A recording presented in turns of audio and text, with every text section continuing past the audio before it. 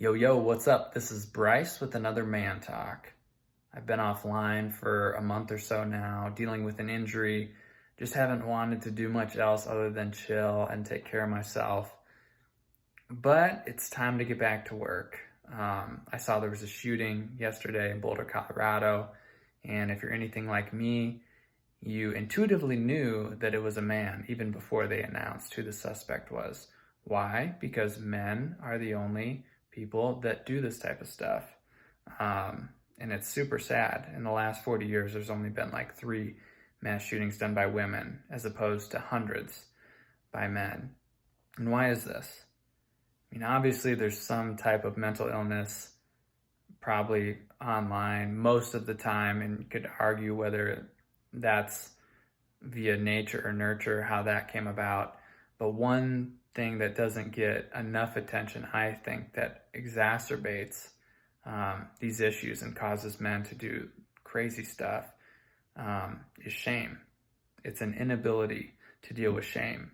And when you see a man that's in shame, you don't hear them talk about it that way. What you see is either aggression or shutting down. Aggression or shutting down. Aggressive or passive responses to an inability to deal with shame.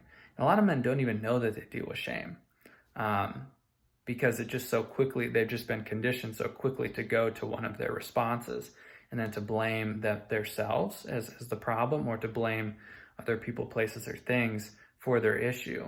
And it's just, it really is an inability to hold that feeling and sit with that feeling and be with that feeling and understand that feeling. A lot of us were not really taught to do that growing up. And so you roll into adulthood and you're faced with all these life challenges, and it just seems like you can't get a grasp on it. It's unmanageable. You feel like you're not worthy. You're incapable, you're weak, whatever the story is, and it just festers inside. And I only see, there's a lot of different ways to deal with shame, but it all begins with reaching out for help. And this goes counter to what so many of us were taught growing up, which is like pull yourself up by your bootstraps and just get it done and push.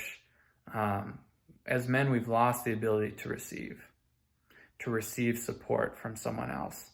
And it really is a brave move. It's just as brave as going out and taking a big risk. Like asking for help is a big risk, right? Like you could get shut down. You could share something and someone might think you're weird. That's like, one of my big fears. But we have to do this as men. We have to change the culture.